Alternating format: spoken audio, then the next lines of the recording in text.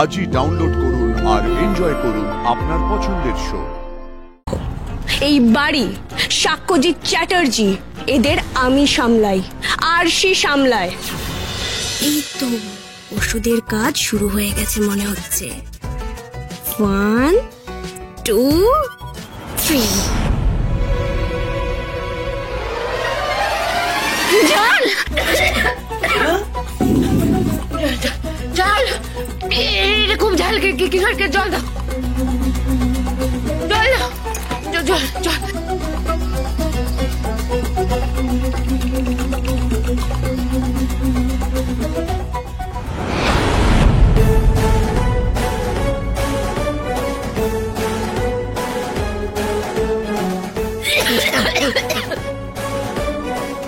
এর তো দেখছি সাংঘাতিক ঝাল লেগেছে। আর সে কিন্তু ডেঞ্জারাস, বুঝতেই পারছি এটা ওর কীর্তি। চিকেনে তো এত ঝাল ছিল না, এত ঝাল কি করে লাগলো তোমার ওরু? তাই তো না, মানে চিকেন তো আমিও খেলাম, আমার কিন্তু ঝাল লাগেনি। কিছু একটা করো, জল দাও, জল দাও। হ্যাঁ, আমি তো জল দিতে ভুলেই গেছি। তুমি 5 মিনিট দাঁড়াও, আমি এক্ষুনি জল ভরে আনছি। 1 মিনিট দাঁড়াতে পারছি না, এত ঝালের। কিছু একটা করো তাড়াতাড়ি, কেউ কিছু একটা প্লিজ করো, খুব ঝাল।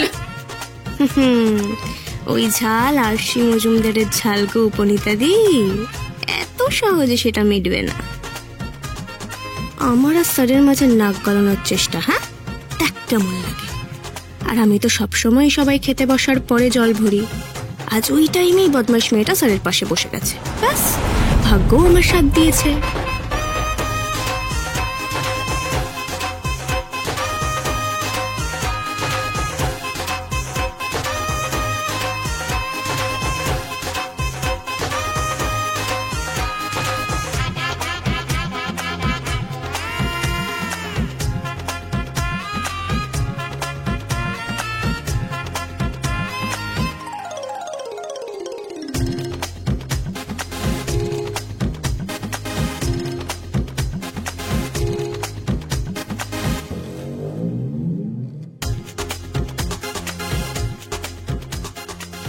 তুমি না একটা কাজ করো, তুমি বরং রান্নাঘরে গিয়ে একটু লেবুর রস বা দই খাও, দেখো তোমার ঝালের শকটা একটু হলেও কমবে।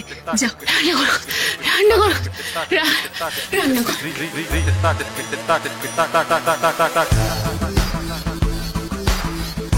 আরশি, বলছি কত কেজি লঙ্কার গুঁড়ো মিশিয়েছো মাংসে?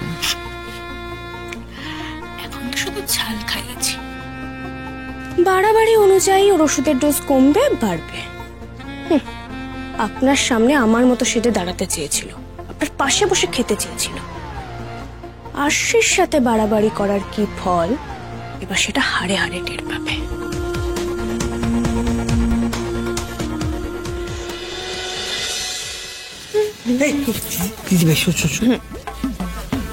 বলছি, তুই যে তখন আমাকে চোখ মারলি, এই কাজটা তো না রে? আবার কি? আমি তো তোমাকে আগেই বলেছিলাম ঠাম্মি, আমি ভালোর ভালো কিন্তু শয়তানের জম। আরে সায়ন্তনীর মতো ডেঞ্জারাস মেয়েকে আমি সরিয়ে দিয়েছি, আর ও কে? বনিতা জল ভাত আমার কাছে। দেখো, স্যারের প্রতি যদি ওর ফিলিংস আবার ফিরে আসে, আমি সেটা জম্মের মতো গুছিয়ে দেবো। একদম দিদি ভাই, তুই হচ্ছিস আমার দাদু ভাইয়ের রক্ষা কবচ। তোদের দুজনের মধ্যে কেউ যদি আসে না, তাকে এইরকম শিক্ষা দেবে, বুঝেছিস? আবার কি, শুধু উপনীতা কেন, ABCD যেই আসুক না কেন, আমার সাথে লাগতে আসলে এরকমই কেস খাবে।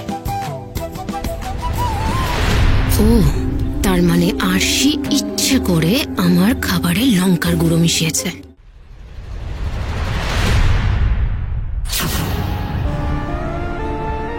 দাঁড়াও,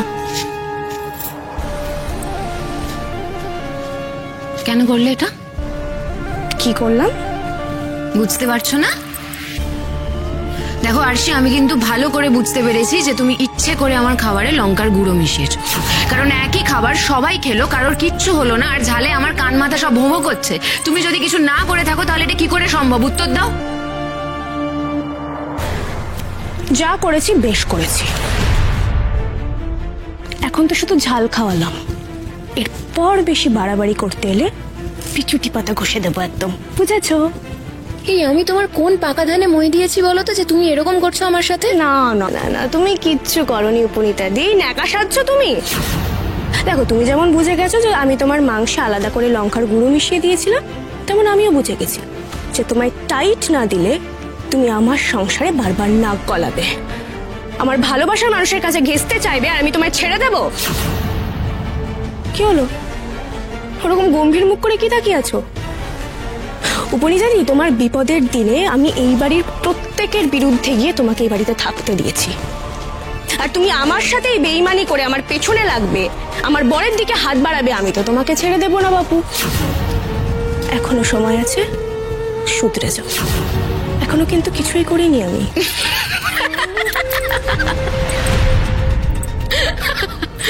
তুমি আমাকে হুমকি দিচ্ছ? আরে বাবা আরশি, আমি তো বুঝে গেছি যে তুমি ছোটখাটো পিছনে লাগা ছাড়া আর কিচ্ছু করতে পারবে না। বাবা বাবা বাবা, দেখো দেখো কি সুন্দর তোমার আসল চেহারাটা বেরিয়ে গেল। বেশ তো, তাহলে সামনাসামনি লড়াই হোক। শুনে রাখো, এই বাড়ি সাক্ষ্যজিৎ চ্যাটার্জি এদের আমি সামলাই, আরশি সামলায়।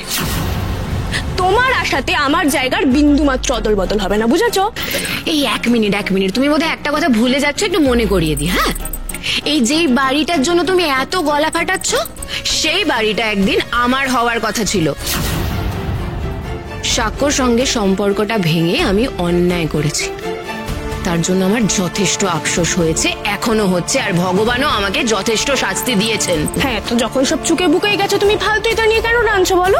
কারণ আমার সঙ্গে সাক্ষ্যর একটা প্রেমের সম্পর্ক ছিল, আর সেই প্রেমের জন্য যদি আমি একটু হ্যাংলামো করি সেটা আমাকে মানায় আরশি। তাই নাকি? একদমই তাই গো। কিন্তু তুমি কেন সাক্ষ্যকে নিয়ে এত নাচানাচি করো সেইটার কোনো মাথা মুন্ডু আমি খুঁজে পাচ্ছি না। এই তোমার আর সাক্ষ্যর মধ্যে তো কোনো প্রেমের সম্পর্কই নেই, তোমাদের বিয়েটাকে বিয়ে বলে নাকি? কি বলতে চাইছো তুমি? বাবা, মেয়েটাকে সব বুঝিয়ে বলতে হয়, যে এই কথাটা সারা পৃথিবীর লোক বলে সেটাই বলছি। তোমার আর সাক্ষ্যর কন্ট্রাক্ট ম্যারেজের কথা। আমিও যথেষ্ট খবর রাখি আরশি, কারণ আমিও নিউজ পেপার পড়ি। শোনো, আমি যদি জানতাম যে তোমাদের বিয়েটা সত্যিকারের বিয়ে, সাক্ষ্য তোমায় সত্যি সত্যি ভালোবাসে, তাহলে আমি কোনো দিন তোমাদের মাঝে আসতাম না।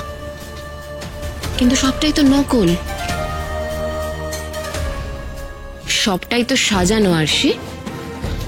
আর ভগবান যখন আমাকে দ্বিতীয় সুযোগ দিয়েছেন, আমায় সাক্ষ্যর কাছে পাঠিয়েছেন, তখন সেই সুযোগটা আমি ব্যবহার করবই, কারণ সাক্ষ্যকে আমি এখনো ভালোবাসি। ও, বুঝেছি। তাহলে এটাই আসল কথা, তোমার বর একটা বাজে লোক, ওর সাথে তোমার কিছু হওয়ার নেই, তাই তুমি স্যারকে ধরে উঠতে চাইছো।